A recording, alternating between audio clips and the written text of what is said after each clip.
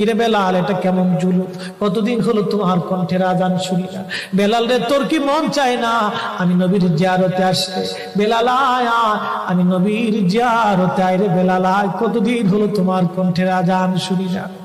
স্বপ্ন যখন নবীজি দেখাইছে, এ মুসলমান, হযরত বেলাল সুদূর সিরিয়ার দামেস্ক থেকে পাগলের মতো দৌড়াইলেন, পাগলের মতো ছুটে আসলেন।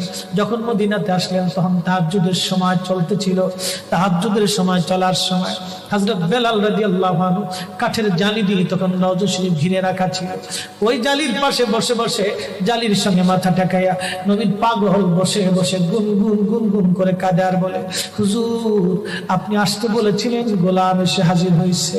নবী গো, আজান দিতে বলেছেন, আমি আজান দিলে আপনি আগে নামাজে আসতেন, এখন আজান দিলে কি নবী আপনি নামাজে আসবেন? হুজুর এখন আজান দিলে কি আপনি নবী নামাজে আসবেন? নতুন মুয়াজ্জিন আসছে আজান দেওয়ার জন্য, এসে দেখে নবীর মুয়াজ্জিন বেলাল কাঁদে। ডাক দেখে মদিনাবাসী শুনছো, নবীর মুয়াজ্জিন ফিরে এসেছে, বেলাল আসছে, বেলাল ফিরে আসছে। এই কথা শোনার পরে সব সাহাবী ঘর থেকে বের হয়ে দৌড়ায় এসে দেখে বেলাল কাঁদে।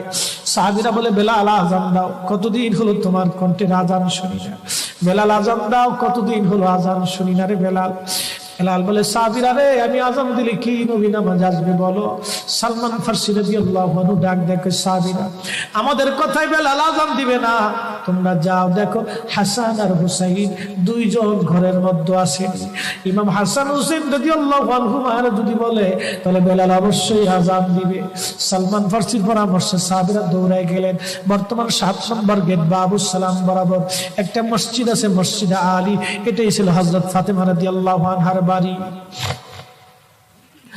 এই বাড়িতে দৌড়ে যাওয়ার পরে ইমাম হাসান হুসাইন রাদিয়াল্লাহু আনহুমা দুইজনকে নিয়ে আসা হলো।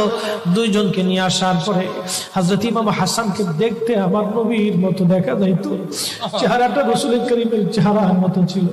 নাতি দৌহিত্র না